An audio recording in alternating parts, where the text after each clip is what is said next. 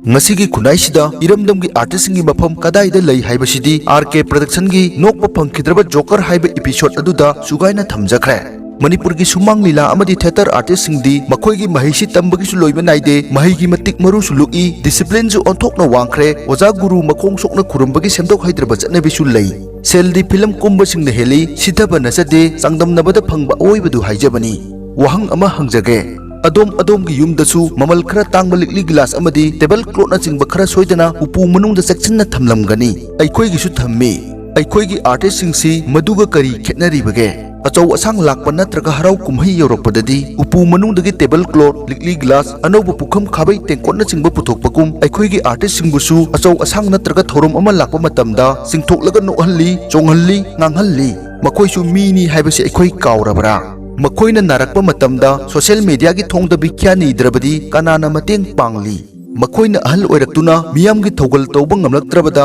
makoi gi awan nungai miyoi kayana thibirubage makoina sigrapakan social media status ta angraji gi rest in peace phawba RIP haiduna samdatlagi irakadori basingda RK production na ningsingjari makoina hinglingai makoi gi awan nungai da saruk yaminasi makoi bu singthabagi mahut thongna haminasi asoiba yorakpada nungsina semdok pisi makoi dagi tamba yabasu taminasi ngasigi Akhannaba Paodamkhol da puduna lakchari Selgi Mamai ani Roji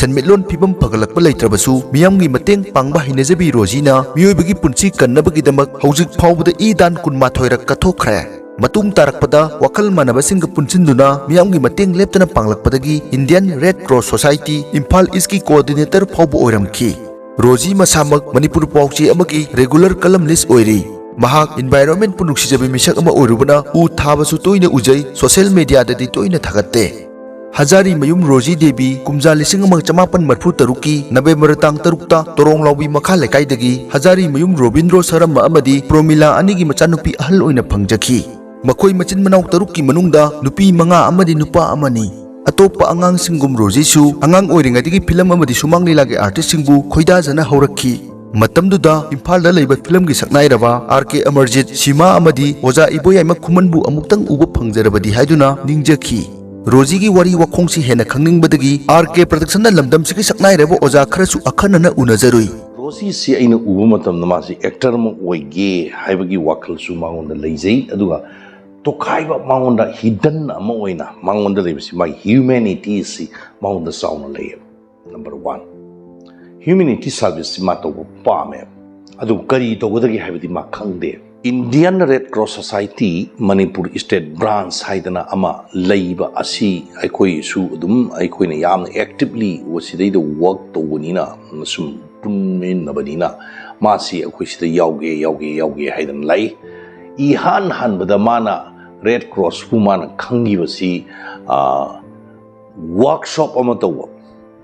workshop ama aikoi sidai da to matam sidai da masi lai lakpasi da Red Cross masi khangi oza ba Red Cross ji kai no kamai to no yam hangi asmai to dana mangonda o masi gi angang asi masi miam gi mi bu nungsi ba humanity gi sense mangonda ai sapsana lei haibasi aina ui aduna masi mamai thangdadi akhoi gi sigi life member ama oire life member ama oirba matungda isam samna member oina lei activist oire eba masi activist sama oire karbe activist akhoi kare hagedage Red Crossian amagi magi sapsaba magi volunteerism gi work sida magi thajaba thamakanda miyangi thabak tabu hori Red Cross ki tokai thoge thabak mayam ama leiriba mayam singdugi manungda ko blood donation naibasi akhoi gi di am achouba yamna regularly pangthokpa amakhani haiba ai samaksu 26 time ai blood donation tawi ada ai family aduga ai marup mapang sing mayam sing so aina loina blood donation to holi aduna masi su blood donation to gena adu masadi yam paba masadi asai sidi aina masi he puthoga ina awareness bi Roji se asmai to dana masi blood donor ama oire adagi di magi asigumba hisingba masak mataune adagi magi mathamoi sengjabane samjabane punamak sing asina magi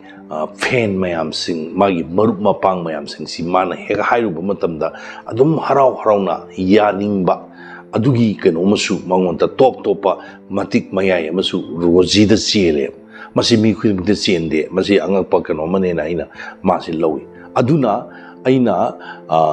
Imphal East District Branch ki kano si aina thau puri ngai matam sa aina masi coordinator hape mi amta yumdi chothokpa yadra pawda akoi member mayam jin chalang I dan tawri adi manungda Roji sudum yawi ad masi top topa yamna kare haige de mama leibak pu nungsiba aduga miyam bu yamna nungsiba miyam gi mating khardor su angamba pangingba adugumba volunteer mani mahaki achetpo wakal dumakna layoi kraba laimayum Vishnu Saramagi mityeng makada film gi acting tamba phangjaduna Manipur film gi taibang da khongda ba ngamjaki matamgi matungina Roji Imphal East ki manung chana leiba Brahmapur Bamol lekai dagi Brahmachari mayum Sushil Kumar Saramaga punchi lei punchemduna nungsiraba machanupa ama leire masigi matung theater gi lamda Haisnam Ranbir Mangang Elangbam Joy Ningthouja Deepak amadi Yumnam Rajendra gi makhada drama tamba hoki Roji masada leptana honaningbagi wakhal leibana oja iboyama khumal AK Berengol amadi oja Jugol Chandra gi lamjing makhada sumang lila su tamduna saruk yaba haurakki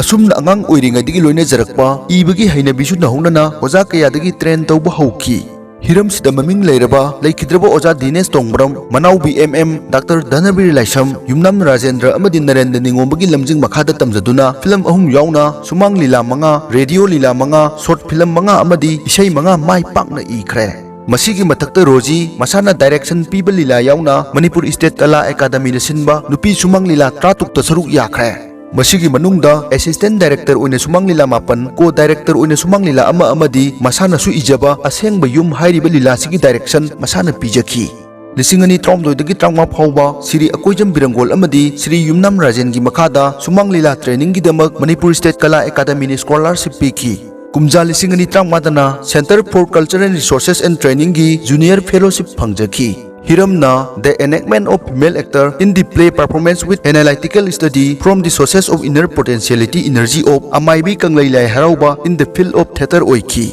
folk theater na sub-field oiki. Tanja charingai wafam amatanga thamjage. Iramdam Manipur sports amadi art and culture na masak takli. Adubu sanaroi di awang ba achievement phangbaga laingakna sport department ta oirabasu thabak hapiri. Adubu artist singi oinadi achievement kya phanglabasu thabak hapagi pausi ita tajade. VIP amadi VVIP sing lakpada leitengum so tohanbadi leptri nupi artist sing laktagi athoibi Roji na hojik phawbada phanglakiba award masingdi asuki matik yamkhre masigi manungda maruiba khara pallabada All Manipur Sumanglila Festival 2018-19 gi ikhou langbada Best Actress 2011 Amiki Best Lyricist Natya Kendra Agragi Danbir Karanada Best Playwright amadi Kha Manipur Drama Festival langmaidungda phangkiba Presidential Award panbayai Mahak lisingani tratagi All India Radio Imphal gi approved artist ama oibagi mathakta Babu Jag Jiban Ram Kala Sanskriti and Sahitya Academy Delhi na 2016 da Dr. B.R. Ambedkar National Award piduna ikai khumnabi ki pumna maksigi mathakta nupi laktagi ahanba oina playwright ki damak thoidok hendokna lemjaningai oiraba Astad Bismillah Khan Yuba Puraskar 2019 su Sangeet Natak Academy of Music Dance and Drama New Delhi na kusinaki matang sida oja Dhanabir Laisam amadi oja Akoijam Birangol gi wakhalon amuktang mityeng taminarasi Roji se aina sum khangjabada aigadi yam sangna tinare masiko khungungi awana saruk myam singsi urakpa madugi damakta su mamagi adagi imung manunggi mateng pangbagi awaba kya amasu mayong narakpa isam samna nomagi sarano khannaba honabada adum khoigi awaba kongai ma khanga lakpo oiba khungang dagi lakpanina khoi khungi awana dagi nungsiba minungsi adagi totna tinabagi nungaiba pumadu maonda yauraga lakchaba yum pala matungda magi dimension ji magi punsigi journey gi lambi jam honge habatai cinema yaurpa adagi theater yaurpa adai maruina khoigi performing art sumang lasi ka hena saruk chauna lorokpa adi matungdagi di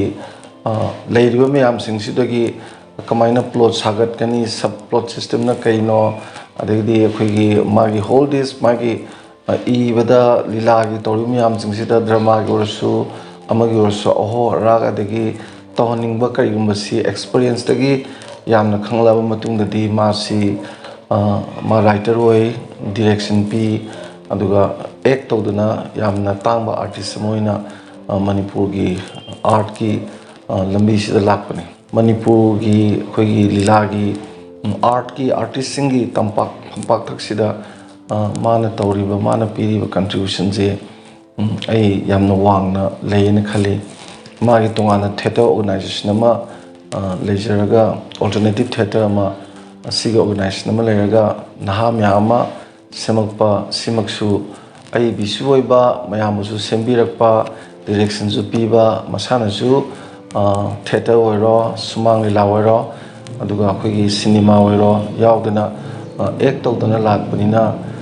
ꯃꯅꯤꯄꯨꯔꯒꯤꯗꯤ ꯑꯥꯔꯠꯀꯤ ꯐꯤꯂꯝꯁꯤꯗ ꯍꯤꯔꯝ ꯈꯨꯗꯤꯡꯃꯛꯁꯤ ꯀꯣꯟꯁꯤꯟꯕ ꯑꯗꯨꯒ ꯊꯋꯥꯏꯁꯨ ꯌꯥꯝ ꯌꯥꯎꯖꯕ artist ꯑꯃꯅꯤ꯫ ꯑꯗꯨꯅ ꯐꯪꯉꯛꯏꯕ ꯃꯅꯥꯁꯤꯃꯛꯁꯤꯗꯒꯤ ꯍꯦꯟꯅ ꯐꯪꯕ ꯆꯥꯎꯕ ꯃꯅꯥ ꯃꯌꯥꯝ ꯑꯃꯁꯨ ꯐꯪꯉꯛꯈꯤꯅꯤ ꯈꯜꯂꯤ꯫ ꯑꯗꯨꯕꯨ ꯅꯨꯄꯤ ꯑꯣꯏꯕꯅꯤꯅ ꯃꯅꯤꯄꯨꯔꯗꯗꯤ ꯅꯨꯄꯤ ꯑꯌꯥꯝꯕꯁꯤ ꯏꯃꯨꯡꯒꯤ ꯑꯗꯒꯤꯗꯤ ꯂꯩꯀꯥꯏꯒꯤ ꯈꯨꯟꯅꯥꯏꯒꯤ ꯃꯤꯅꯣꯛ ꯃꯩꯁꯥ ꯂꯩꯕꯅꯤꯅ ꯀꯥ ꯍꯦꯟꯅ ꯃꯥꯒꯤ ꯃꯇꯤꯡ ꯄꯨꯊꯣꯛꯄ ꯉꯝꯖꯗꯕꯒꯤ ꯑꯋꯥꯕꯗꯨꯗꯤ ꯀꯔꯤꯒꯨꯝꯕ ꯀꯥꯟꯗ ꯃꯥꯅ ꯌꯥꯝ ꯅꯨꯡꯉꯥꯏꯇꯅ ꯁꯣꯟꯕ ꯇꯥꯈꯤꯕ ꯂꯩ꯫ ꯑꯗꯨꯁꯨ ꯃꯇꯝꯒꯤ ꯃꯇꯨꯡ ꯏꯟꯅ ꯏꯟ ꯀꯣꯔꯁ ꯑꯣꯐ ꯇꯥꯏꯝ ꯑꯩ ꯐꯔꯛꯀꯅꯤ ꯈꯜꯂꯤ꯫ ꯑꯔꯣꯏꯕꯗ ꯑꯩꯅ ꯊꯝꯖꯅꯤꯡꯕꯁꯤ ꯑꯥꯔꯇꯤꯁ ꯍꯥꯏꯕꯁꯤꯃꯛꯇꯕꯨ ꯑꯦꯄ꯭ꯔꯤꯁꯤꯌꯦꯁꯟ ꯑꯣꯐ ꯗ ꯕ꯭ꯌꯨꯇꯤ ꯑꯗꯨꯒ ꯃꯥꯒꯤ ꯏꯃꯣꯁꯅꯦꯜ ꯐꯣꯔꯁꯇꯨ ꯑꯦꯛꯁꯄ꯭ꯔꯦꯁꯟ ꯇꯧꯕꯁꯤ ꯑꯩꯈꯣꯏꯅ ꯑꯁꯦꯡꯕ ꯑꯥꯔꯇꯤꯁꯀꯤ ꯃꯒꯨꯟꯅꯦꯅ ꯈꯟꯅꯩ꯫ ꯃꯁꯤꯃꯛꯁꯦ ꯑꯩꯒꯤ ꯏꯆꯟꯅꯨꯄꯤ ꯑꯃ ꯔꯣꯖꯤꯗ ꯄꯨꯝꯅꯃꯛꯁꯤ ꯌꯥꯎꯗꯨꯅ ꯂꯩ꯫ ꯇꯨꯡ ꯀꯣꯏꯅ ꯌꯥꯝ ꯐꯖꯅ ꯑꯦꯛ ꯇꯧꯔꯛꯈꯤꯅꯤ, ꯗꯤꯔꯦꯛꯁꯟ ꯄꯤꯔꯛꯈꯤꯅꯤ, ꯑꯐꯕ ꯁ꯭ꯀ꯭ꯔꯤꯞ ꯃꯌꯥꯝ ꯑꯃ ꯄꯨꯊꯣꯔꯛꯈꯤꯅꯤ, ꯑꯗꯨꯒ ꯃꯅꯥ ꯀꯌꯥꯃꯨꯛꯁꯨ ꯐꯪꯉꯛꯈꯤꯅꯤ ꯍꯥꯏꯕꯒꯤ ꯊꯥꯖꯕ ꯑꯩꯒꯤ ꯃꯥꯏꯀꯩꯗꯒꯤ ꯂꯩꯖꯩ꯫ ꯌꯥꯝꯅ ꯅꯨꯡꯉꯥꯏ, ꯄꯥꯎ ꯇꯥꯕꯗ ꯌꯥꯝꯅꯁꯨ ꯍꯔꯥꯎꯏ꯫ ꯍꯩꯈꯤꯗ꯭ꯔꯕ ꯑꯩꯒꯤ ꯅꯥꯛꯇ ꯂꯥꯛꯑꯝꯃꯒ ꯑꯩꯅ ꯃꯇꯝ ꯈꯔ ꯂꯣꯏꯅꯖꯔꯝꯕ ꯑꯩꯒꯤ ꯗꯤꯔꯦꯛꯁꯟ ꯃꯈꯥꯗꯒꯤ ꯑꯁꯨꯃꯥꯏꯅ ꯊꯣꯛꯈꯤꯕ ꯑꯃꯅ ꯏꯟꯗꯤꯌꯥꯒꯤ ꯑꯣꯏꯅ ꯅꯦꯁꯅꯦꯜꯒꯤ ꯑꯦꯋꯥꯔꯗ ꯑꯃ ꯐꯪꯉꯛꯄ ꯍꯥꯏꯁꯤ ꯌꯥꯝꯅ ꯂꯥꯏꯕꯛ ꯐꯩ꯫ ꯃꯥꯅ ꯑꯦꯋꯥꯔꯗꯁꯤ ꯐꯪꯕꯗ ꯊꯣꯏꯗꯣꯛ ꯍꯦꯟꯗꯣꯛꯅ ꯑꯋꯥꯠꯄ ꯂꯩꯇꯦ꯫ ꯑꯗ ꯑꯩꯅ ꯑꯍꯥꯟꯕ ꯃꯥꯕꯨ ꯍꯦꯛ ꯎꯕ ꯃꯇꯝꯗ ꯃꯉꯣꯟꯗ ꯌꯥꯝꯅ ꯏꯅꯔꯖꯦꯇꯤꯛ ꯑꯣꯏꯕ, ꯈꯪꯅꯤꯡꯕ, ꯍꯩꯅꯤꯡꯕꯒꯤ ꯀꯩꯅꯣꯝꯃ ꯎꯕ ꯐꯪꯖꯩ꯫ ꯑꯗꯨꯗꯒꯤꯗꯤ ꯑꯩꯅ ꯃꯉꯣꯟꯗ ꯍꯥꯏ, ꯍꯣꯠꯅꯕ ꯀꯜꯂꯨ, ꯁꯣꯏꯗꯅ ꯐꯪꯒꯅꯤ, ꯅꯪ ꯀꯔꯤ ꯑꯋꯥꯔꯗꯇꯤ ꯐꯪꯉꯦ ꯍꯥꯏꯕ ꯃꯇꯝꯗ ꯑꯣꯖꯥ ꯑꯩ ꯁꯨꯃꯥꯡ ꯂꯤꯂꯥꯒꯤꯗꯤ ꯑꯋꯥꯔꯗ ꯑꯝꯇ ꯐꯪꯖꯗ꯭ꯔꯤ ꯍꯥꯏꯅ꯫ ꯑꯗꯨꯗꯤ ꯀꯟꯅ ꯍꯣꯠꯅꯧ, ꯅꯪꯅ ꯍꯧꯖꯤꯛ ꯀꯟꯅ ꯍꯣꯠꯅꯔꯤꯕꯁꯤꯒꯤ ꯃꯇꯨꯡ ꯏꯟꯅ ꯁꯣꯏꯗꯅ ꯐꯪꯖꯔꯛꯀꯅꯤ ꯍꯥꯏꯗꯅ ꯑꯗꯨꯒꯤ ꯂꯤꯂꯥꯗꯨꯃ ꯎꯠꯈ꯭ꯔꯦ꯫ ꯃꯇꯨꯡ ꯇꯥꯕꯗ ꯍꯥꯏꯔꯤꯕ ꯁꯪꯁꯊꯥꯟꯗꯨꯃꯛꯀꯤ ꯅꯣꯡꯉꯥꯜꯂꯝꯗꯥꯏꯒꯤ ꯃꯥꯂꯪꯕ ꯍꯥꯏꯕ ꯂꯤꯂꯥ ꯑꯃ ꯇꯝꯕ ꯍꯧꯕꯗ ꯑꯗꯨꯁꯨ ꯃꯌꯥꯝꯅ ꯅꯨꯡꯁꯤꯕꯤꯗꯅ ꯑꯩꯉꯣꯟꯗ ꯗꯤꯔꯦꯛꯇꯔꯁꯤꯞꯁꯤ ꯄꯤꯕꯤꯔꯦ꯫ ꯗꯤꯔꯦꯛꯁꯟꯗꯨ ꯑꯩꯅ ꯇꯧꯖꯔ ꯃꯇꯨꯡꯗ ꯑꯩꯒꯤ ꯏꯆꯥꯅꯨꯄꯤ ꯔꯣꯖꯤ ꯃꯥꯒꯤ ꯑꯍꯥꯟꯕ ꯁꯨꯃꯥꯡ ꯂꯤꯂꯥꯒꯤ ꯑꯋꯥꯔꯗ ꯕꯦꯁ ꯑꯦꯛꯇ꯭ꯔꯦꯁ ꯁꯦꯀꯦꯟ ꯑꯗꯨ ꯐꯪꯉꯤ꯫ ꯃꯗꯨꯗ ꯑꯩꯅ ꯌꯥꯝ ꯅꯨꯡꯉꯥꯏꯖꯕꯅ ꯑꯩꯅ ꯇꯥꯛꯆꯕꯗꯤ ꯈꯖꯤꯛꯇꯪ, ꯑꯗꯨꯕꯨ ꯃꯥꯅ ꯂꯧꯁꯤꯟꯕ ꯑꯃꯗꯤ ꯂꯤꯂꯥꯁꯤꯗ ꯊꯣꯛꯀꯗꯕ ꯈꯣꯡꯊꯥꯡ ꯐꯥꯎꯗ ꯃꯥꯅ ꯍꯪꯉꯦ, ꯑꯣꯖꯥ ꯈꯣꯡꯁꯤ ꯌꯦꯠ ꯊꯥꯡꯒꯗ꯭ꯔꯥ ꯑꯣꯏ ꯊꯥꯡꯒꯗ꯭ꯔꯥ ꯍꯥꯏꯅ꯫ ꯑꯗꯒꯤ ꯗꯥꯏꯂꯣꯒꯁꯤ ꯁꯨꯝ ꯏꯆꯝ ꯆꯝꯅ ꯊꯥꯒꯗ꯭ꯔꯥ ꯅꯠꯇ꯭ꯔꯒ ꯐꯣꯛꯀꯤ ꯂꯤꯂꯥꯅꯤꯅ ꯃꯁꯤ ꯀꯃꯥꯏꯅ ꯇꯧꯒꯗꯒꯦꯅ ꯌꯥꯝꯅ ꯍꯪꯉꯦ ꯃꯥꯅ꯫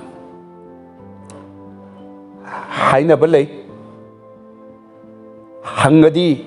ꯁꯣꯏꯗꯅ ꯄꯥꯎꯈꯨꯝ ꯄꯤꯔꯛꯀꯅꯤ, ꯁꯨꯡꯍꯪ ꯍꯪꯗ꯭ꯔꯗꯤ ꯁꯨꯡꯈꯪ ꯈꯪꯉꯣꯏ꯫ ꯌꯥꯝꯅ ꯍꯪꯉꯦ ꯌꯥꯝꯅ ꯈꯪꯒꯅꯤ, ꯈꯤꯇꯪ ꯍꯪꯉꯦ ꯈꯤꯇꯪ ꯈꯪꯒꯅꯤ꯫ ꯑꯗꯨꯅ ꯑꯩꯒꯤ ꯏꯆꯥꯅꯨꯄꯤ ꯔꯣꯖꯤꯅꯗꯤ ꯑꯩꯉꯣꯟꯗ ꯑꯉꯛꯄ ꯃꯑꯣꯡꯗ ꯍꯪꯉꯤ꯫ ꯑꯗꯨꯒ ꯑꯗꯨꯒꯤ ꯂꯤꯂꯥꯗꯨꯅ ꯃꯇꯝꯗꯨꯒꯤ ꯈ꯭ꯋꯥꯏꯗꯒꯤ ꯐꯖꯕ ꯂꯤꯂꯥ ꯑꯃ ꯑꯣꯏꯈꯤ꯫ ꯕꯦꯁ ꯄ꯭ꯂꯦ ꯐꯪꯉꯤ, ꯑꯗꯨꯒ ꯊꯧꯅꯥ ꯐꯅ ꯃꯥ ꯂꯤꯂꯥꯁꯤ ꯇꯧꯔꯛꯏ꯫ ꯑꯗꯨꯒ ꯃꯇꯨꯡꯗꯁꯨ ꯌꯥꯝ ꯐꯖꯕ ꯂꯤꯂꯥ ꯄꯨꯊꯣꯔꯛꯈꯤꯒꯅꯤ, ꯑꯗꯨꯒ ꯌꯥꯝ ꯐꯖꯕ ꯂꯤꯂꯥ ꯏꯔꯛꯈꯤꯅꯤ ꯍꯥꯏꯕꯒꯤ ꯑꯁꯥ ꯌꯥꯝꯅ ꯂꯩ꯫ ꯔꯣꯖꯤꯅ ꯐꯤꯂꯝ ꯌꯥꯎꯕ ꯍꯧꯔꯛꯄ ꯃꯇꯝꯗ ꯃꯍꯥꯛꯀꯤ ꯈꯪꯅ ꯆꯥꯟꯅꯕ ꯀꯌꯥꯗꯒꯤ ꯀꯔꯤ ꯀꯥꯟꯅꯗꯣꯏꯅꯣ ꯍꯥꯏꯕꯒꯤ ꯁꯥꯐꯨ ꯀꯌꯥ ꯂꯥꯛꯄꯒꯤ ꯃꯊꯛꯇ ꯌꯨꯝꯒꯤ ꯄꯣꯛꯃꯤꯟꯅꯕ ꯃꯆꯤꯟ ꯃꯅꯥꯎ ꯐꯥꯎꯕꯅ ꯅꯪ ꯇꯣꯛꯂꯣ, ꯌꯨꯝꯗ ꯑꯉꯥꯡ ꯁꯦꯝꯂꯒ ꯐꯖꯅ ꯂꯩꯌꯨ ꯍꯥꯏꯅ ꯇꯠꯇꯅ ꯍꯥꯏꯈꯤ꯫ ꯑꯗꯨꯕꯨ ꯃꯁꯥꯅ ꯈꯣꯏꯗꯥꯅ ꯄꯥꯝꯖꯔꯨꯕ ꯂꯝꯕꯤ ꯑꯣꯏꯔꯨꯕꯅ ꯃꯍꯥꯛ ꯃꯅꯤꯡ ꯍꯟꯈꯤꯗꯦ꯫ Karigumba Kanda Roji, Matanda Suicide Toningbagi Wakal Yaukidaba Natte. RK Production Roji Unazaruba Matamda, Natya Mandirgi Secretary, Oza Munindro, Oza Syam, Oza Kogen, Amadi Oza Rajendragi Achobu Support Yauri Haiba Kangjaki. Amuksu Laikidrebi Iche Dhanamanjuri, State Kala Academy gi Oza Rajmani Amadi, Art and Culture Department gi Oza, Dharmadas na Happy Rakiba Taunana, Nasigi Mapamsi Yoropangambani Hanasu, Roji na Pungduk Piraki. Matangsda Roji gi Thamoi da Kari Pauri Haibadu, Maki Machindagi Taminarasi.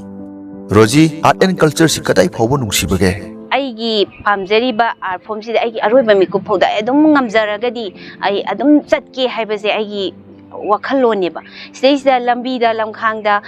kanagumbana aibu thudek pige hatok pige or aigi pukningi penda bakra phongdokpada nangi phongdokpa yaroina thingba piraga aibu hatok pige hairagasu aike su kaide maramdi aina loidoribado aigi art siga aina pamiba Posiga Luina, I said Kiduineba. Adumaina Kalakanda, I guess you idea, Haina Kali. Roji Sikaram Nahoraki, Aduga artist Amoin Hingbagi Lambishida, Karikari Silence Tangnabage. Being a degi, Tangnarak Bahibase, I could see now Tarukni, see now Tarukshi, I am now on Kungi, Haina Honey, Saxi, Spooktan, Sava Pandragan, I could Tangnabayum the Suwarini, Ado Moyi, Sak with the Dore Moyise, Highway timings, I could silly now, Homse, Success, Sunning Highlight of Waba Hightargo, Sarasi books and Tan Pangdaba, and Moy says Salakanda, could see. Lepagalay doing Saxi and Coach and Vida Dina, I Madam Zabi, Mita Kuchana line in highs and doing it, Saxa Korokna Vitamata. Otherwise, Hadi Yamna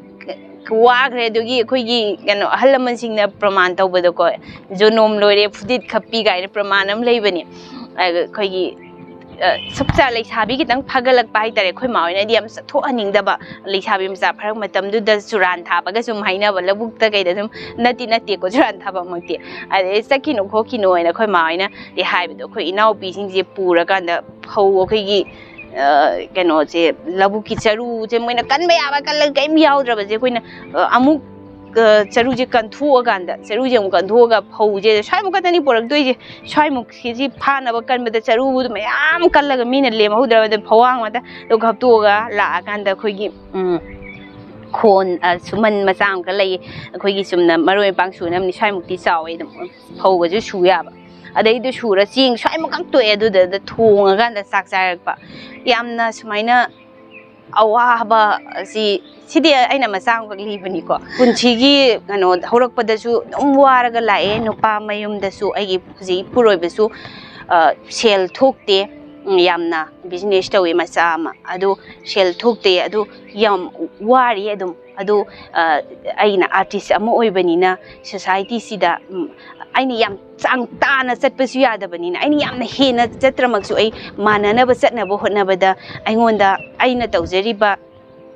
Sai Habi give it Aina Tawzariba, Lambi Sidagi, Aigi, Hingnabagi Lambi the Yam name Manipur State Kala Academy, Sahi Magishmangala, Simbiri, Lopalising Tara, Marie Mupi, Lila Duma prediction town above the 60, 70 Yam Draba the Sangeb, or in Lissing Tara Marie be doing. Come, I Lila Toino.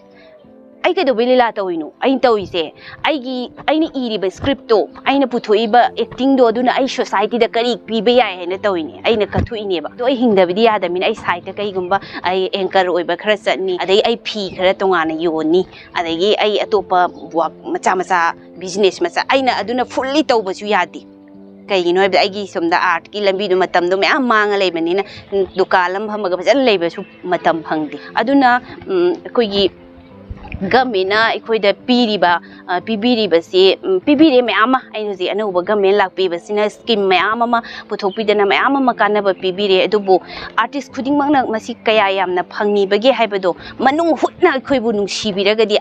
artist in the society, the Karitori, Duga, Makuisi Kamai Hingi, Hybes, the Manu Hutnanum Shibiragadi, Masi Kangi Haitar, as you can be you, Hybes is way Haizegi. Hojik Lady Manipurgi contexta, artist Amagi Pidasi Karamba Takta Lay Hana Lawibage. Pazabo hangama hangbire am nusunungsi ado akhoi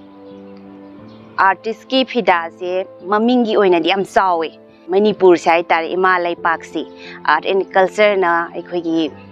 mai ngak libane haibasi mayam gi silndagi su tabire to thabak oina su tawri bako adubo artist sing sidi khitang tuna leiri haidi yam singna dum hairage khitang annemna leiri habisi ma haijage ngasi palibe lengaksina artist singi yaifanaba kari kari thabak paikhat piri aduga artist amoina palibe lengaksida kari kari wafam thambiningi ꯑꯩꯈꯣꯏꯒꯤ ꯑꯅꯧꯕ ꯒꯃꯦꯟꯁꯤꯅ ꯄꯥꯟꯕꯤꯔꯛꯄꯗꯒꯤ ꯍꯥꯏꯇꯥꯔꯦ ꯑꯩꯈꯣꯏꯒꯤ ꯑꯥꯔꯇꯤꯁꯁꯤꯡꯒꯤ ꯑꯣꯏꯕ scheme ꯇꯣꯉꯥꯟ ꯇꯣꯉꯥꯟꯕ ꯃꯌꯥꯝ ꯑꯃ ꯄꯤꯕꯤꯔꯦ ꯌꯥꯝ ꯅꯨꯡꯉꯥꯏ ꯄ꯭ꯔꯗꯛꯁꯟ ꯄꯨꯊꯣꯛꯄꯒꯤ ꯍꯥꯏꯇꯥꯔꯦꯀꯣ ꯊꯤꯌꯦꯇꯔꯁꯤꯡꯒꯤ ꯄ꯭ꯔꯗꯛꯁꯟ ꯄꯨꯊꯣꯛꯄꯒꯤ ꯑꯗꯨꯒꯨꯝꯕ ꯁꯦꯂꯔꯤꯒꯤ ꯀꯩꯅꯣ ꯑꯃꯁꯨ ꯄꯤꯕꯤ ꯑꯗꯨꯒ ꯑꯥꯔꯇꯤꯁ ꯑꯅꯧꯕ ꯇꯝꯖꯔꯤꯕ ꯁꯤꯡꯒꯤ ꯑꯩꯈꯣꯏꯒꯤ ꯃꯣꯏꯒꯤ ꯏꯀ꯭ꯋꯤꯞꯃꯦꯟꯁꯤꯡ ꯂꯩꯕꯗ ꯐꯥꯏꯟ ꯑꯥꯔꯠꯀꯤ ꯀꯔꯤꯒꯤ ꯑꯗꯨꯒꯨꯝꯕꯒꯤ ꯃꯇꯦꯡꯁꯨ ꯄꯥꯡꯕꯤꯔꯦ ꯑꯗꯒꯤ ꯆꯍꯤ 60ꯒꯤ ꯃꯊꯛꯇ ꯂꯩꯕ ꯑꯍꯟꯁꯤꯡꯗ ꯑꯩꯈꯣꯏꯒꯤ ꯄꯦꯟꯁꯟ ꯁ꯭ꯀꯤꯝꯒꯨꯝꯕ ꯄꯤꯕ ꯑꯗꯒꯤ ꯑꯦꯋꯥꯔꯗꯤꯁꯤꯡꯗ ꯑꯩꯈꯣꯏꯒꯤ ꯅꯦꯁꯅꯦꯜ ꯏꯟꯇꯔꯅꯦꯁꯅꯦꯜ ꯐꯪꯉꯛꯄ ꯑꯦꯋꯥꯔꯗꯤꯁꯤꯡꯁꯤꯗ ꯑꯩꯈꯣꯏꯒꯤ ꯁꯦꯅꯤꯌꯔꯅ ꯑꯩꯈꯣꯏꯒꯤ 1 ꯂꯥꯈꯀꯨꯝꯕꯒꯤ ꯀꯩꯅꯣꯝꯃ ꯌꯥꯎꯔꯒ ꯑꯩꯈꯣꯏ ꯖꯨꯅꯤꯌꯔꯗꯅ 50,000ꯒꯨꯝꯕ ꯌꯥꯎꯔꯒ ꯁꯨꯃꯥꯏꯅ ꯇꯣꯉꯥꯟ ꯇꯣꯉꯥꯟꯕ ꯁ꯭ꯀꯤꯝ ꯈꯔꯗꯤ ꯃꯇꯦꯡ ꯄꯥꯡꯕꯤꯔꯤ ꯍꯦꯟꯅꯁꯨ ꯄꯥꯡꯕꯤꯔꯛꯀꯅꯤ ꯍꯥꯏꯗꯅ ꯊꯥꯖꯕ ꯂꯩ ꯑꯗꯣ ꯁꯤꯒꯤ ꯃꯇꯥꯡꯁꯤꯗ ꯑꯩꯈꯣꯏꯒꯤ ꯋꯥꯍꯪꯁꯤꯒꯤ ꯍꯪꯕꯤꯔꯛꯏꯉꯩꯁꯤꯗꯀꯣ ꯄ꯭ꯔꯦꯗꯤꯛꯁꯟꯅ ꯁꯨꯃꯥꯏꯅ ꯍꯪꯕꯤꯔꯛꯏꯁꯤꯗ ꯑꯩ ꯈꯨꯗꯣꯡꯆꯥꯕ ꯍꯥꯏꯗ꯭ꯔꯥ ꯑꯩꯅ ꯌꯥꯝ ꯊꯃꯣꯏꯗ ꯍꯥꯏꯖꯅꯤꯡꯕ ꯑꯃꯈꯛꯇꯪꯗꯤ ꯑꯩꯈꯣꯏꯒꯤ ꯑꯣꯅꯔꯦꯕꯜ CM ꯁꯔ ꯕꯤꯔꯦꯟꯒꯤ ꯄꯨꯛꯅꯤꯡ ꯆꯤꯡꯁꯤꯟꯖꯔꯀꯥꯟꯗ ꯑꯩꯅ ꯋꯥꯐꯝ ꯑꯃꯇꯪ ꯊꯝꯖꯒꯦ ꯃꯗꯨꯗꯤ ꯑꯩꯈꯣꯏꯒꯤ ꯑꯣꯖꯥꯁꯤꯡ ꯁꯦꯅꯤꯌꯔ ꯑꯣꯖꯥ 10ꯃꯨꯛꯁꯤ ꯌꯥꯝ ꯋꯥꯅ ꯆꯍꯤ 100 ꯁꯨꯕ ꯌꯥꯎꯔꯤꯅꯦꯕꯀꯣ ꯁꯤ ꯌꯥꯝ ꯋꯥꯅ ꯍꯣꯠꯅꯔꯀꯥꯟꯗ ꯍꯥꯏꯗꯤ ꯑꯩꯈꯣꯏꯒꯤ ꯑꯦꯋꯥꯔꯗ ꯂꯥꯎꯊꯣꯛꯏꯁꯤꯗꯤ ꯆꯍꯤ ꯀꯌꯥꯁꯤ ꯋꯥꯛ ꯇꯧꯔꯛꯑꯀꯥꯟꯗ ꯃꯈꯜ ꯃꯈꯜꯒꯤ ꯑꯋꯥ ꯑꯅꯥ ꯃꯌꯥꯝ ꯀꯠꯊꯣꯛꯑ ꯊꯦꯡꯅꯔꯕ ꯃꯇꯨꯡꯗ ꯃꯥꯒꯤ ꯋꯥꯛꯁꯤꯅ ꯌꯥꯔꯦ ꯍꯥꯏꯔꯕ ꯃꯇꯨꯡꯗ ꯑꯩꯈꯣꯏꯒꯤ ꯄꯤꯔꯛꯏꯅꯦꯕ ꯃꯅꯥꯁꯦ ꯑꯗꯨꯃꯥꯏꯅ ꯇꯧꯕ ꯃꯥꯏ ꯑꯣꯖꯥꯁꯤꯡꯁꯤꯗ ꯑꯩꯈꯣꯏꯒꯤ ꯊꯥꯒꯠ ꯋꯥꯍꯩ ꯑꯃꯇꯪ ꯐꯪꯗꯕꯁꯤ ꯃꯁꯤ ꯑꯥꯔꯠ ꯑꯦꯟ ꯀꯜꯆꯔꯁꯤꯕꯨꯗꯤ ꯑꯅꯧꯕ ꯒꯃꯦꯟ ꯂꯥꯛꯄꯗꯒꯤ ꯁ꯭ꯀꯤꯝꯒꯗꯤ ꯃꯌꯥꯝ ꯍꯥꯞꯄꯤꯔꯒ ꯄꯥꯏꯕꯤꯔꯒꯁꯨ ꯃꯁꯤ ꯅꯨꯡꯁꯤꯕꯁꯤ ꯈꯤꯖꯤꯛꯇꯪ ꯋꯥꯠꯂꯤꯕ꯭ꯔꯥ ꯅꯠꯇ꯭ꯔꯒꯅ ꯊꯕꯛ ꯆꯤꯟꯃꯟꯕꯒꯤ ꯀꯥꯎꯊꯣꯛꯄꯤꯔꯤꯕ꯭ꯔꯥ ꯑꯗꯨꯕꯨ ꯃꯣꯏꯅ ꯍꯣꯠꯅꯔꯤꯕ ꯃꯅꯨꯡꯗ ꯇꯧꯔꯤꯕ ꯃꯌꯥꯝꯁꯤ ꯑꯩꯈꯣꯏꯒꯤ ꯈꯪꯕꯗ ꯑꯗꯨꯃꯥꯏꯅꯒ ꯁꯥꯔꯅꯒ ꯊꯥꯒꯠ ꯋꯥꯍꯩ ꯑꯃ ꯐꯪꯕꯗ ꯃꯗꯨꯒꯤ ꯅꯨꯡꯉꯥꯏꯖꯕ ꯑꯗꯩ ꯇꯨꯡꯗ ꯍꯧꯒꯠꯂꯛꯏꯕ ꯁꯥꯇ꯭ꯔꯁꯤꯡ ꯑꯥꯔꯇꯤꯁꯁꯤꯡ ꯍꯥꯏꯇꯥꯔꯦ ꯑꯅꯧꯕꯁꯤꯡꯁꯤꯅꯁꯨ ꯃꯗꯨꯒꯤ ꯅꯨꯡꯉꯥꯏꯕ ꯐꯪꯒꯗꯕꯗꯨ ꯁꯥꯔꯅ ꯀꯩꯝꯇ ꯍꯥꯏꯕꯤꯔꯛꯇꯕꯁꯦ ꯃꯁꯤꯃꯁꯨ ꯌꯥꯝ ꯊꯃꯣꯏꯗ ꯑꯩꯉꯣꯟꯗ ꯅꯨꯡꯉꯥꯏꯖꯗꯦ ꯃꯇꯨꯡꯗ ꯁꯥꯔꯅ ꯊꯥꯒꯠ ꯋꯥꯍꯩꯗꯨꯇꯪ ꯊꯝꯕꯤꯔꯒꯗꯤ ꯍꯦꯟꯅ ꯅꯨꯡꯉꯥꯏꯅꯤ ꯍꯥꯏꯕꯁꯨ ꯍꯥꯏꯖꯒꯦ ꯑꯗꯨꯒ ꯑꯃꯅ ꯑꯃꯨꯛ ꯑꯩꯈꯣꯏꯒꯤ ꯕꯦꯁꯇ ꯎꯁꯇꯥꯗ ꯕꯤꯁꯃꯤꯂꯥ ꯈꯥꯟ ꯖꯨꯕ ꯄꯨꯔꯁꯀꯥꯔꯒꯤ ꯑꯦꯋꯥꯔꯗꯤꯁꯤꯡꯒꯤ ꯃꯔꯛꯇ ꯑꯩꯈꯣꯏꯒꯤ ꯃꯅꯤꯄꯨꯔꯗꯒꯤ ꯐꯪꯃꯤꯟꯅꯕꯗ ꯑꯩꯈꯣꯏꯒꯤ ꯏꯕꯨꯡꯁꯤꯡ ꯑꯃ ꯗꯗꯥ ꯁꯨꯔꯆꯟꯗ꯭ꯔ ꯍꯥꯏꯅꯀꯣ ꯃꯥꯁꯦ ꯄꯨꯡ ꯁꯦꯝꯕꯗ ꯐꯪꯉꯛꯄꯅꯤ ꯑꯗꯣ ꯃꯥꯒꯤ ꯁꯤ ꯑꯩꯈꯣꯏꯒꯤ ꯑꯣꯅꯔꯦꯕꯜ ꯄ꯭ꯔꯥꯏꯝ ꯃꯤꯅꯤꯁꯇꯔꯅꯀꯣ ꯃꯥꯁꯤ ꯀꯩꯅꯣ ꯇꯧꯔꯀꯥꯟꯗ ꯃꯤꯡ ꯄꯜꯂꯒ ꯃꯥꯒꯤ ꯊꯥꯒꯠꯄꯤꯔꯛꯄ ꯑꯗꯨꯛꯀꯤ ꯃꯇꯤꯛ ꯌꯥꯝꯅ ꯅꯨꯡꯉꯥꯏꯖꯕ ꯐꯥꯎꯋꯦꯕ ꯑꯗꯨꯕꯨ ꯃꯅꯤꯄꯨꯔꯒꯤ ꯑꯩꯈꯣꯏꯒꯤ ꯀꯅꯥꯗ ꯍꯥꯏꯖꯒꯗꯕꯅꯣ ꯈꯪꯗ꯭ꯔꯦ ꯑꯩꯈꯣꯏ ꯀꯅꯥꯃꯠꯇꯅ ꯑꯩꯈꯣꯏ ꯃꯁꯦꯟ ꯑꯥꯔꯠ ꯇꯧꯖꯔꯤꯕ ꯃꯁꯦꯟ ꯀꯣꯡꯒ꯭ꯔꯦꯆꯨꯂꯦꯁꯟ ꯍꯥꯏꯕ ꯅꯠꯇꯅ ꯁꯨꯃꯥꯏꯅ ꯑꯗꯨꯛ ꯌꯥꯝꯅ ꯑꯣꯅꯔꯦꯕꯜ ꯄ꯭ꯔꯥꯏꯝ ꯃꯤꯅꯤꯁꯇꯔꯃꯛꯅ ꯊꯥꯒꯠꯄꯤꯔꯛꯄꯗꯣ ꯑꯩꯈꯣꯏꯗ ꯊꯥꯒꯠ ꯋꯥꯍꯩ ꯑꯃꯗ ꯇꯥꯕ ꯐꯪꯖꯗꯕ ꯍꯥꯏꯗꯤ ꯃꯆꯥ ꯃꯁꯨ ꯈꯔ ꯍꯥꯏꯕꯗꯨ ꯅꯠꯇꯅ ꯑꯩꯁꯦ ꯑꯃꯨꯛꯀꯁꯨ ꯑꯃꯨꯛ ꯍꯟꯖꯔꯒꯦ ꯑꯩꯈꯣꯏꯒꯤ ꯁꯥꯔꯒꯤ ꯄꯦꯖꯇꯒ ꯊꯥꯒꯠꯂꯒ ꯑꯩꯈꯣꯏꯒꯤ ꯊꯥꯒꯠ ꯋꯥꯍꯩ ꯊꯝꯕꯤꯕꯗꯨꯅꯦꯕ ꯑꯩꯈꯣꯏꯗ ꯄꯥꯝꯖꯔꯤꯁꯦ ꯑꯩꯈꯣꯏꯅ ꯃꯗꯨꯗ ꯌꯥꯝꯅ ꯀꯩꯅꯣ ꯇꯧꯕꯒꯤ ꯅꯠꯇꯦ ꯃꯗꯨ ꯌꯥꯝꯅ ꯃꯔꯨ ꯑꯣꯏꯌꯦꯕ ꯁꯥꯔꯒꯤ ꯋꯥꯍꯩ ꯑꯃ ꯍꯥꯏꯕꯁꯤ ꯑꯩꯈꯣꯏꯗ ꯌꯥꯝꯅ ꯃꯔꯨ ꯑꯣꯏꯕ ꯑꯦꯅꯤ ꯋꯥꯍꯩ ꯈꯨꯗꯤꯡꯃꯛ ꯃꯔꯨ ꯑꯣꯏꯕꯅꯤ나 ꯑꯩꯈꯣꯏ ꯍꯥꯏꯗꯤ ꯑꯣꯖꯥꯁꯤꯡꯕꯨꯗꯨꯁꯨ ꯑꯗꯨꯃꯥꯏꯅ ꯊꯥꯒꯠ ꯋꯥꯍꯩ ꯊꯝꯕꯤꯕꯁꯦ ꯌꯥꯝ ꯃꯔꯨ ꯑꯣꯏꯅ ꯂꯧꯖꯩ ꯑꯗꯣ ꯍꯟꯗꯛꯀꯤꯗ ꯀꯥꯎꯕꯤꯔꯒꯁꯨ ꯃꯇꯨꯡ ꯇꯥꯕꯁꯤꯡꯗꯗꯤ ꯑꯩꯈꯣꯏꯒꯤ ꯑꯥꯔꯠ ꯇꯧꯖꯔꯤꯕ ꯑꯥꯔꯇꯤꯁꯁꯤꯡ ꯑꯣꯏꯖꯔꯤꯕ ꯑꯥꯔꯠ ꯑꯦꯟ ꯀꯜꯆꯔꯗ ꯋꯥꯛ ꯇꯧꯖꯔꯤꯕꯁꯤꯡꯁꯤꯁꯨ ꯅꯨꯡꯁꯤꯕꯤꯕꯗ ꯃꯅꯨꯡ ꯍꯨꯠꯅ ꯅꯨꯡꯁꯤꯕꯤꯌꯨ ꯍꯥꯏꯕꯁꯤ ꯊꯝꯖꯒꯦ artist amana ngasigi khunais da lawriba role si karino ꯑꯩ ꯑꯥꯔꯇꯤꯁ ꯑꯃ ꯑꯣꯏꯖꯔꯨꯕꯒꯤ ꯍꯥꯏꯕꯅꯤ ꯍꯥꯏꯔꯁꯨ ꯀꯩꯁꯨ ꯀꯥꯏꯗꯦ ꯑꯗꯨꯕꯨ ꯑꯥꯔꯇꯤꯁ ꯑꯃ ꯑꯣꯏ ꯑꯩꯅ ꯍꯥꯏꯕꯗꯤ ꯅꯠꯇꯦ ꯑꯗꯨ ꯑꯣꯏꯔꯨꯕ ꯃꯇꯨꯡꯗ ꯈꯪꯖꯔꯛꯄ ꯅꯣꯂꯦꯖꯇꯣ ꯑꯗꯨꯅ ꯍꯥꯏꯖꯕꯅꯤ ꯍꯥꯏꯇꯥꯔꯦꯀꯣ ꯑꯩꯈꯣꯏꯒꯤ ꯂꯩꯄꯥꯛ ꯑꯃꯗ ꯑꯩꯈꯣꯏꯒꯤ ꯑꯥꯔꯇꯤꯁꯁꯤꯡꯁꯤꯅ ꯂꯧꯔꯤꯕ ꯔꯣꯜꯁꯦ ꯑꯗꯨꯛꯀꯤ ꯃꯇꯤꯛ ꯆꯥꯎꯈ꯭ꯔꯦꯅ ꯑꯩꯗꯤ ꯍꯥꯏꯖꯅꯤꯡꯉꯦ ꯇꯣꯉꯥꯟ ꯇꯣꯉꯥꯟꯕ ꯄꯥꯔꯠ ꯃꯌꯥꯝ ꯑꯃꯀꯣ ꯌꯥꯝ ꯁꯝꯕ ꯑꯦꯛꯖꯥꯝꯄꯜ ꯑꯄꯤꯛꯄ ꯑꯃꯈꯛꯇꯪ ꯍꯥꯏꯖꯒꯦꯕ ꯑꯦꯅꯤ ꯐꯤꯜꯗ ꯍꯥꯏꯇꯥꯔꯦ ꯑꯦꯅꯤ ꯀꯔꯤꯒꯨꯝꯕ ꯑꯃ ꯑꯦꯗꯚꯔꯇꯤꯁ ꯇꯧꯕ ꯃꯇꯝꯗ artist ꯆꯪꯉꯦꯕꯀꯣ artistꯁꯤꯡꯁꯤꯅ ꯇꯧꯔꯀꯥꯟꯗ ꯌꯧꯕꯁꯦ ꯁꯣꯁꯥꯏꯇꯤꯗ ꯍꯦꯟꯗ꯭ꯔꯥ ꯑꯗꯨ ꯀꯔꯤꯒꯨꯝꯕ ꯀꯥꯟꯗ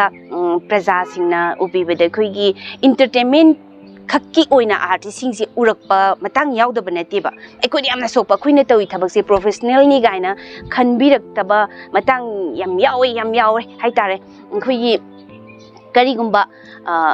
ꯈꯨꯟꯅꯥꯏꯒ ꯅꯛꯅꯕ haidi laibak te irang thokadaba ma leiba matamda artist singjalo artist adu program da tawhanganu adu tawganu haina hane hekta akhoi adugi knowledge leitaba amta latiba akhoi hana na khangna adum se metric exam hoji thadore ne hana na khangna akhoi gi art form tongan ma tawriba mayam sina masana khang lipna ba loi thorang tawniba hana ni che thazalakani akhoi adu lepo ada taw akhoi na tawbase professional oina akhoi su work ama tawri ne ba society da akhoi na kari piri writer sing sina writer sing sina kari hari khunai si da moliba adruga phajari ba thiri ba si mayam si iraga tongan ba art form mayam da lila da drama da adegi sumang lila da mayam si da puthoga na message mayam ma piri ne ba khunai si ma chawkhat pa da artist sing na playwright sing na actor sing na kyam ki matik work to we haibase adugi matik naknagre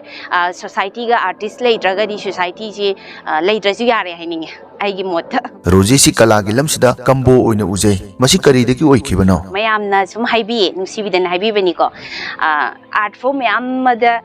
chatpado chatkanu nang chatobom da chatlo actor oge oyo nang playwright oge oyo natraga nang direction amadang taw hayam haibu ko adugi matam do hujik natri na khanningi haidi thaba ma gadang da dum chat leibedo aduga mayam tawrokpasigi maram sidi kaigino haibada aina hujik hangkatlaga yenguba matamda aina yamna ngallingai matamda school karingai matamda ai ibagi thabak siam tawramebako khara mapung pharaga kitang metric lore exam lore matung sida aise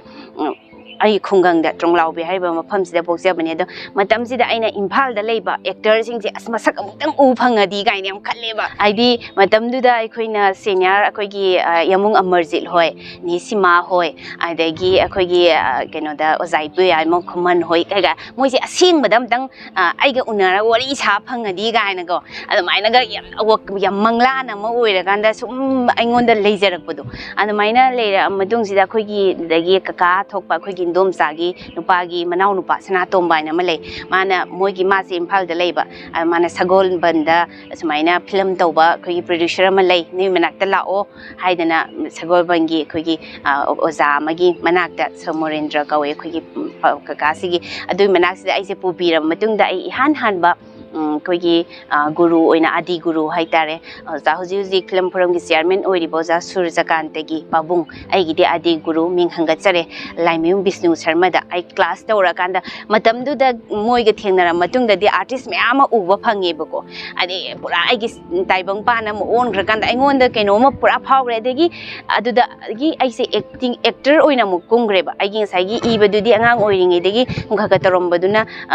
photo gap to le kanda manung da di yawgrabani ko mai actor oina ko me adagi matam du dagi yum pale gap laire adi matung da aina keno khoigi sidai se aina panjaning ba makhatanga haijaramge aigi yum pala matung ai to odra aina mu khallale rame buko aigi pura anganga laura sum chelaga mayanga sum tawle thopaga supang phangdaba khoi nem puina ga thoka dai da no ga haipe ka hang aingon se pura pung pha phajan gra ai to o male ena khallaga adagi ai talla male ga ni sada su yam kana su leigidre bako adaida aikoigi napa mayungi club haitare drama laya social welfare club se aikoigi yausang festival metam da yam sauna koigi sports adegi art and culture mari leina bako mayam tawe da aikoigi drama sanasi haidana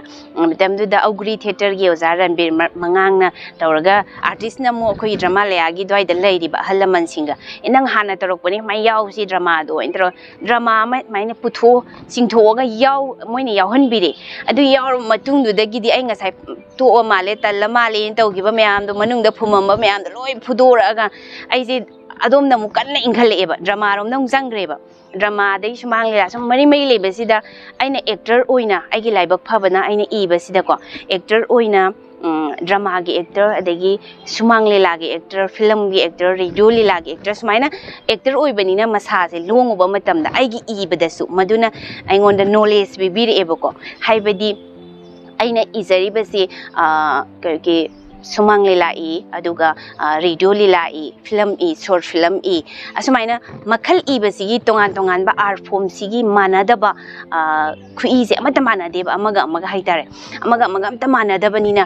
keno akoina sumang lila hairasini ko example oina maroin aina yamna sijariba art form nupi sumang lila sida khoigi sin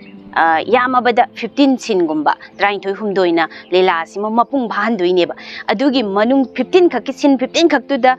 ꯄꯨꯝꯅꯃꯛ ꯋꯥꯔꯤ ꯄꯨꯝꯅꯃꯛꯀꯤ conflict ꯈꯪꯗꯦ ꯑꯗꯒꯤ ꯂꯣꯏꯅꯃꯛ ꯋꯥꯔꯤ ꯄꯨꯝꯅꯃꯛ ꯃꯗꯨꯗ ꯁꯨꯞꯇꯣꯏꯅꯦꯕ ꯑꯗꯒꯤ ꯀꯩꯅꯣꯗ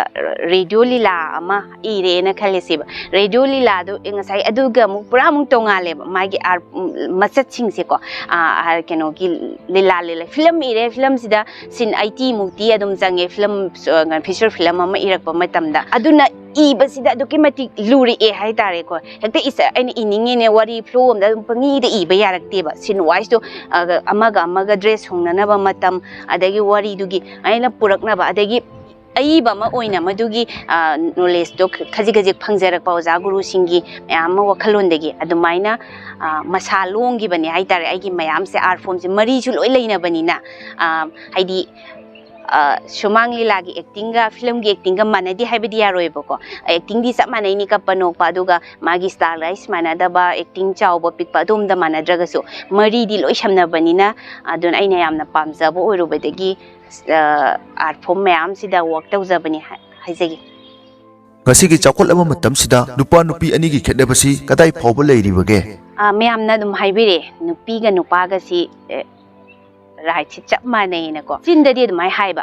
ꯊꯕꯛꯇꯗꯤ ꯁꯨꯡꯌꯥ ꯌꯥꯗꯦꯕ ꯑꯩꯒꯤ ꯗ꯭ꯌꯨꯇꯤꯒꯤ ꯃꯇꯨꯡ ꯏꯟꯅ ꯑꯩ ꯄꯨꯡ 12ꯗ ꯍꯟꯖꯟꯕꯗ ꯁꯣꯁꯥꯏꯇꯤꯅ ꯐꯖꯕ ꯍꯥꯏꯗꯦꯕ ꯅꯨꯄꯤꯁꯤ ꯃꯥ ꯂꯩꯈꯤꯗ꯭ꯔꯦ ꯃꯥꯏ ꯃꯄꯨꯔꯣꯏꯕꯁꯤ ꯑꯗꯨꯒ ꯃꯥꯅ ꯃꯥꯒꯤ ꯅꯨꯄꯤꯁꯦ ꯑꯩꯈꯣꯏꯒꯤ ꯁꯣꯁꯥꯏꯇꯤꯗ ꯑꯌꯥꯝꯕꯅ ꯅꯨꯄꯥꯒꯤ ꯃꯔꯨꯝ ꯊꯨꯞꯄꯤꯀꯣ ꯑꯩꯈꯣꯏꯅ ꯂꯩꯔꯤꯕ ꯀꯜꯆꯔꯁꯤꯗ ꯑꯩꯈꯣꯏ ꯁꯣꯁꯥꯏꯇꯤꯗ ꯍꯥꯏꯇꯥꯔꯦ ꯑꯗꯨꯝ ꯃꯔꯨꯝ ꯊꯨꯞꯄꯁꯤ ꯅꯨꯄꯥꯁꯤꯗ ꯑꯩꯈꯣꯏꯒꯤ ꯑꯇꯣꯞꯄ ꯅꯨꯄꯥ ꯑꯃ ꯃꯥꯒꯤꯗꯃꯛꯇ ꯊꯤꯅꯕ ꯍꯣꯠꯅꯕꯗꯗꯤ ꯃꯆꯥ ꯌꯣꯛꯇꯅ ꯂꯩꯒꯦ ꯍꯥꯏꯗꯦꯅꯦ ꯀꯩ ꯀꯥꯟꯅꯕ ꯍꯥꯏꯗꯅ ꯃꯌꯥꯝ ꯆꯪꯗꯅ ꯍꯥꯏꯗꯣꯏꯅꯦ ꯀꯣꯏꯕ ꯃꯌꯥꯝ ꯆꯪꯁꯤꯗ ꯑꯗꯨꯒ ꯅꯨꯄꯥꯗꯨꯅ ꯍꯦꯛ ꯃꯥꯏ ꯅꯨꯄꯤ ꯂꯩꯈꯤꯗꯕꯗꯤ ꯐꯤꯔꯣꯏ ꯌꯧꯗ꯭ꯔꯤꯉꯩꯗꯩ ꯅꯨꯄꯤ ꯊꯤꯕꯤꯕ ꯍꯧꯔꯦ ꯃꯌꯥꯝꯅ ꯃꯊꯟꯇ ꯍꯤꯡꯕ ꯉꯝꯃꯤꯕ ꯁꯦꯜ ꯊꯣꯛꯆꯔꯤꯕ ꯅꯨꯄꯥꯗꯨꯒꯤꯗꯃꯛꯇꯗꯤ ꯀꯔꯝꯕ ꯃꯥꯟꯅꯕ ꯃꯤꯌꯦꯡꯅ ꯁꯣꯜꯂꯤꯕ ꯅꯨꯄꯤ ꯃꯌꯥꯝꯅ ꯅꯨꯄꯥ ꯌꯥꯎꯗ꯭ꯔꯒꯁꯨ ꯉꯥꯡꯅꯕꯤꯗꯣꯔꯤꯕ ꯁꯦꯜ ꯊꯨꯝꯁꯨ ꯁꯣꯟꯖꯔꯤꯕ ꯑꯗꯨꯗꯤ ꯃꯥꯏ ꯅꯨꯄꯥ ꯑꯃ ꯃꯥꯒꯤꯅ ꯍꯦꯟꯅ ꯃꯊꯧ ꯇꯥꯗ꯭ꯔꯥ ꯐꯤꯂꯝꯒꯤ ꯂꯥꯏꯟꯒ ꯊꯤꯌꯦꯇꯔꯒꯤ ꯂꯥꯏꯟꯒꯁꯤ ꯀꯔꯤ ꯈꯦꯠꯅꯕꯒꯦ ꯗꯤꯁꯤꯄ꯭ꯂꯤꯟꯒꯤ ꯆꯥꯡꯁꯤ ꯊꯤꯌꯦꯇꯔꯗꯗꯤ ꯌꯥꯝ ꯋꯥꯡꯉꯦ ꯑꯩꯈꯣꯏ ꯑꯣꯖꯥ ꯒꯨꯔꯨꯁꯤꯡꯒ ꯑꯥꯔꯇꯤꯁꯁꯤꯡꯒ ꯅꯛꯅꯕꯒꯤ ꯗꯤꯁꯤꯄ꯭ꯂꯤꯟ ꯑꯗꯨꯒ ꯑꯩꯈꯣꯏꯒꯤ ꯇꯥꯏꯃꯤꯡ ꯉꯥꯛꯄ ꯑꯗꯒꯤ ꯀꯩꯅꯣꯝꯃ ꯑꯩꯈꯣꯏꯒꯤ ꯔꯤꯍꯔꯁꯦꯜ ꯄ꯭ꯔꯦꯛꯇꯤꯁ ꯇꯧꯁꯤ ꯍꯥꯏꯔꯁꯨ ꯑꯩꯈꯣꯏ ꯑꯣꯖꯥꯅ ꯍꯥꯏꯕ ꯇꯥꯏꯃꯤꯡꯗꯣ ꯑꯩꯈꯣꯏ ꯆꯠꯇꯕ ꯌꯥꯗꯦ ꯑꯗꯒꯤ ꯁꯨꯃꯥꯏꯅ ꯗꯤꯁꯤꯄ꯭ꯂꯤꯟꯒꯤ ꯃꯇꯥꯡꯗ ꯑꯗꯒꯤꯁꯨ ꯌꯥꯝ ꯈꯦꯠꯅꯔꯦ ꯑꯗꯨꯒ ꯑꯦꯛꯇꯤꯡꯒꯤ ꯑꯦꯔꯤꯌꯥꯗꯁꯨ ꯍꯥꯏꯗꯤ ꯃꯥꯏ ꯑꯥꯔꯠ ꯐꯣꯝꯅꯤꯅꯀꯣ ꯑꯗꯨꯝꯕꯗꯤ ꯍꯥꯏꯕ ꯌꯥꯗ꯭ꯔꯦ ꯌꯥꯝꯅ ꯑꯥꯔꯠ ꯐꯣꯝ ꯈꯦꯠꯅꯕꯒꯤ ꯃꯇꯨꯡ ꯏꯟꯅ ꯑꯗꯨꯗꯤ ꯈꯦꯠꯅꯔꯦꯀꯣ ꯃꯌꯥꯝꯅꯁꯨ ꯑꯗꯨꯝ ꯈꯪꯕꯤꯔꯕ ꯄꯣꯠꯅꯤ ꯔꯣꯖꯤ ꯉꯁꯤꯒꯤ ꯊꯥꯛꯁꯤ ꯌꯧꯅꯕ ꯍꯣꯠꯅꯕꯗ ꯑꯣꯖꯥ ꯀꯅꯥꯒ ꯂꯣꯏꯅꯔꯛꯄꯒꯦ ꯀꯅꯥꯒꯤ ꯃꯈꯥꯗ ꯇꯝꯕꯤꯔꯛꯄꯒꯦ ꯁꯤꯌꯔ ꯈꯔꯗꯪ ꯇꯧꯕꯤꯌꯨ ꯑꯩꯒꯤ ꯏꯍꯥꯟ ꯍꯥꯟꯕ ꯑꯥꯗꯤ ꯒꯨꯔꯨꯁꯤ ꯂꯥꯏꯃꯌꯨꯝ ꯕꯤꯁꯅꯨ ꯁꯔꯃ ꯂꯥꯏꯑꯣꯏꯈ꯭ꯔꯦ ꯑꯣꯖꯥ ꯁꯤ ꯑꯩꯒꯤ ꯑꯥꯗꯤ ꯒꯨꯔꯨꯅꯤ ꯑꯗꯩ ꯃꯊꯪ ꯑꯗꯨꯝ ꯊꯤꯌꯦꯇꯔꯒꯤꯗ ꯑꯩꯈꯣꯏꯒꯤ ꯑꯗꯨꯝ ꯃꯤꯡ ꯍꯪꯒꯠꯆꯒꯦ ꯑꯩꯈꯣꯏꯒꯤ ꯑꯣꯖꯥ ꯗꯤꯄꯛ ꯅꯤꯡꯊꯧꯖꯥ ꯑꯣꯖꯥ ꯂꯟꯆꯥ ꯑꯗꯒꯤ ꯑꯣꯖꯥ A.K. ꯕꯦꯡꯒꯜ ꯑꯣꯖꯥ ꯏꯕꯣꯌꯥꯏꯃ ꯈꯨꯃꯟ ꯑꯣꯖꯥ ꯌꯨꯝꯅꯥꯝ ꯔꯥꯖꯦꯟꯗ꯭ꯔ ꯑꯣꯖꯥ ꯔꯟꯕꯤꯔ ꯃꯉꯥꯡ ꯑꯣꯖꯥ ꯖꯥꯗꯨꯃꯅꯤ ꯑꯗꯒꯤ ꯑꯩꯈꯣꯏꯒꯤ ꯑꯣꯖꯥ ꯔꯟꯕꯤꯔ ꯈꯣꯏꯁꯅꯥꯝ ꯑꯣꯖꯥ ꯅꯔꯦꯟꯗ꯭ꯔ ꯅꯤꯉꯣꯝꯕ ꯑꯗꯒꯤ ꯃꯔꯨꯑꯣꯏꯅ ꯑꯩꯈꯣꯏꯒꯤ ꯑꯩꯒꯤ ꯁ꯭ꯀ꯭ꯔꯤꯞꯀꯤꯗ ꯑꯩꯅ ꯌꯥꯝꯅ ꯈꯪꯗꯕ ꯍꯪꯖꯔꯝꯕ ꯂꯥꯏꯑꯣꯏꯈ꯭ꯔꯦ ꯑꯣꯖꯥ ꯗꯤꯅꯦꯁ ꯅꯣꯡꯕ꯭ꯔꯝ ꯑꯗꯒꯤ ꯍꯧꯖꯤꯛꯁꯨ ꯑꯩꯅ ꯑꯗꯨꯝ ꯀꯩꯅꯣ ꯇꯧꯖꯔꯤꯕ ꯑꯩꯈꯣꯏꯒꯤ ꯑꯣꯖꯥ ꯙꯅꯕꯤꯔ ꯂꯥꯏꯁ꯭ꯔꯝ ꯑꯗꯒꯤ ꯑꯇꯣꯞꯄ ꯑꯣꯖꯥꯁꯤꯡ ꯑꯗꯨꯝ ꯑꯣꯖꯥꯁꯤꯡꯁꯦ ꯍꯥꯏꯗꯤ ꯑꯣꯖꯥ ꯅꯕꯗꯤꯞ ꯅꯤꯡꯊꯧꯖꯥ ꯑꯗꯒꯤ ꯑꯣꯖꯥ ꯐꯤꯂꯝꯒꯤꯗ ꯍꯥꯏꯔꯒꯅ ꯌꯥꯝꯅ ꯑꯩꯕꯨ ꯁꯄꯣꯔꯠ ꯇꯧꯕꯤꯔꯤꯕ ꯑꯣꯖꯥ ꯂꯥꯏꯃꯌꯨꯝ ꯁꯨꯔꯖꯀꯥꯟꯇ ꯁꯔꯃ ꯑꯣꯖꯥ ꯃꯌꯥꯝꯁꯤ ꯑꯩꯅ ꯃꯤꯡ ꯄꯟꯕꯗ ꯍꯧꯖꯤꯛ ꯈꯨꯗꯛꯇ ꯍꯥꯏꯕꯅꯤꯅꯀꯣ ꯈꯖꯤꯛꯇꯪ ꯆꯤꯠꯊ ꯅꯥꯟꯊꯕ ꯑꯗꯨꯝ ꯌꯥꯎꯅꯤ ꯑꯗꯒꯤ ꯑꯩꯈꯣꯏ ꯑꯣꯖꯥ M.M. ꯃꯅꯥꯎꯕꯤꯀꯣ ꯁ꯭ꯀ꯭ꯔꯤꯞ ꯔꯥꯏꯇꯔ ꯇꯥꯃꯣ ꯔꯟꯖꯤꯠ ꯅꯤꯡꯊꯧꯖꯥ ꯁꯤꯒꯤ ꯑꯣꯖꯥꯗꯒꯤ ꯑꯩꯈꯣꯏꯒꯤ ꯑꯣꯖꯥ ꯁꯨꯃꯥꯡ ꯂꯤꯂꯥꯒꯤ ꯑꯣꯖꯥ ꯍꯦꯃꯟꯇꯀꯣ ꯃꯌꯥꯝꯅ ꯑꯣꯖꯥ ꯇꯣꯜꯍꯟ ꯍꯥꯏꯔ ꯈꯪꯅꯔꯤꯕ ꯂꯥꯏꯑꯣꯏꯕꯤꯈ꯭ꯔꯕ ꯑꯣꯖꯥ ꯑꯩꯈꯣꯏꯒꯤ ꯍꯟꯗꯛꯇ ꯀꯩꯅꯣ ꯑꯣꯏꯈ꯭ꯔꯕ ꯑꯣꯖꯥ ꯅꯕ ꯋꯥꯔꯦꯞꯄ ꯑꯗꯨꯒ ꯑꯣꯖꯥ ꯒꯨꯅꯆꯟꯗ꯭ꯔ ꯃꯌꯥꯝ ꯑꯩꯈꯣꯏꯒꯤ ꯂꯥꯏꯐ ꯇꯥꯏꯝ ꯄ꯭ꯔꯦꯁꯤꯗꯦꯟ ꯁꯨꯃꯥꯡ ꯂꯤꯂꯥꯒꯤ ꯍꯥꯏꯔꯤꯕ ꯑꯣꯖꯥꯁꯤꯡꯁꯤ ꯑꯗꯨꯝ ꯑꯩꯅ ꯑꯗꯨꯝ ꯈꯪꯗ ꯍꯩꯇꯕ ꯃꯌꯥꯝ ꯇꯥꯟꯅꯖꯕ ꯑꯩꯕꯨ ꯇꯥꯛꯄꯤꯕ ꯑꯣꯖꯥꯁꯤꯡ ꯉꯥꯛꯇꯅꯦ ꯑꯗꯨꯝ ꯃꯈꯣꯏꯅ ꯑꯗꯨꯝ ꯁꯄꯣꯔꯠ ꯇꯧꯕꯤꯕ ꯃꯈꯣꯏꯅ ꯈꯪꯗ ꯍꯩꯇꯕ ꯑꯗꯨꯝ ꯍꯥꯏꯗꯤ ꯄꯤꯕꯤꯕ ꯍꯥꯏꯇꯥꯔꯦ ꯑꯗꯨꯅ ꯃꯈꯣꯏꯒꯤ ꯃꯈꯥꯗ ꯑꯗꯨꯝ ꯍꯧꯖꯤꯛꯁꯨ ꯆꯠꯆꯔꯤ ꯍꯥꯏꯇꯥꯔꯦ ꯔꯣꯖꯤꯒꯤ ꯀꯂꯥꯒꯤ ꯂꯝꯗ ꯂꯝꯖꯤꯡ ꯂꯝꯇꯥꯛꯄꯤꯔꯛꯈꯤꯕ ꯑꯣꯖꯥ ꯌꯨꯝꯅꯥꯝ ꯔꯥꯖꯦꯟꯗ꯭ꯔꯕꯨ ꯃꯍꯥꯛꯀꯤ ꯑꯁꯦꯡꯕ ꯒꯨꯔꯨꯅꯤ ꯍꯥꯏꯅ ꯒꯨꯔु ꯄꯨꯖꯥ ꯇꯧꯖꯈꯤ ꯔꯣꯖꯤꯕꯨ ꯃꯈꯨꯠ ꯄꯥꯏꯗꯨꯅ ꯂꯝꯖꯤꯡ ꯂꯝꯇꯥꯛꯄꯤꯔꯛꯈꯤꯕ ꯑꯣꯖꯥ ꯏꯕꯣꯌꯥꯏꯃ ꯈꯨꯃꯟꯅ ꯔꯣꯖꯤꯒꯤ ꯃꯇꯥꯡꯗ ꯑꯁꯨꯝꯅ ꯐꯣꯡꯗꯣꯛꯂꯤ ꯃꯁꯤ ꯏꯍꯥꯟ ꯍꯥꯟꯅ ꯑꯩꯈꯣꯏꯒꯤ ꯁꯨꯃꯥꯡ ꯂꯤꯂꯥ ꯍꯥꯏꯕꯁꯤ ꯀꯔꯤꯅꯣ ꯈꯪꯗ꯭ꯔꯤꯉꯩ ꯃꯇꯝꯗ ꯍꯤꯡꯅꯤꯡꯂꯤꯕ ꯊꯋꯥꯏ ꯍꯥꯏꯕ ꯁꯨꯃꯥꯡ ꯂꯤꯂꯥ ꯑꯃꯈꯛ ꯅꯨꯄꯤꯒꯤ ꯁꯨꯃꯥꯡ ꯂꯤꯂꯥ ꯍꯥꯏꯕ ꯇꯥꯔꯦ मधुर इहाल हाना मासी थेंगनबनी मागी पामजबदुना हाइतारे सम मथंग मथंग सम थेंगनरा कादरी मासी ट्रेन तौबसी मयाम पामे अदुगा सुमांग लीलागा ड्रामागा फिल्मगा लोइनबा आर्ट सिंसे लोइना मरी लेनरमगी वखलोन मोंद फारकपा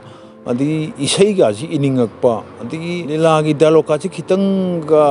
मसी मगा मागी हापनिंगकपा माई मकुन इरगा सुमांग लीला सा दम चई खुति दम कानारब होनबा मान डायरेक्शन गा तौबसु अदम असिस्टेंट डायरेक्टर ओइना कासु ओइबा कमाय तौना डायरेक्शन तौगदगे लीला अमा ताकदगे कासी सुम खंगबा खंगनिंगकपा मासी इसै मे कासु दम इनिंगबा हाइतारेना मकल मखल माना तबा मासे होनबा याम कल्ले मा स्टूडेंट नम ओइना हाइतारे आर्ट किलमता यामना फबा आर्टिस्ट सम सुमांग लीलागी मयामना पावनबा मसु ओइरेना आई वखन लौजै हौजिक रोजी अल्टरनेटिव थिएटर ग्रुप किसु सेक्रेटरी ओइना थौसु पुरी मसिगी मथक्ता सिने टीवी की प्रोग्राम होस्ट ओइनासु मियामगी थौगल तौरीबिनी सुपनतगी माइगै अमतंग फौमाइ पुनबदा अवाब ओइनरिबा कलागी लंबिनी मसिदा ममा अमदी युम्बुरेंबी अमसु ओइरिबा रोजीना सुमांग कुमै रेडियो लीला शॉर्ट फिल्म्स मणिपुर सिनेमा अमदी play क्यादा actor director writer producer अमदी लिरिक्स के सकलोल माइ पाकना माइ पुनरी पुनसीगी लानफमदा सेनमेलोनगी मैसा अमदी खुनाइगी अयाकपा मित्येंग मरुमदा नोकपा काउरबी रोजी मालेम फंपाक्सिददी मका लामना नोकतबा यादरी सेलगी ममाई अनि लोंबगुम मियामगी रोजीसु ममाई अनि पुदुना हिंगली मसिनी सेलगी ममाई अनि रोजीगी वारी ngasigidamuktadi matang asida tension jari pumnamakpu thagat jari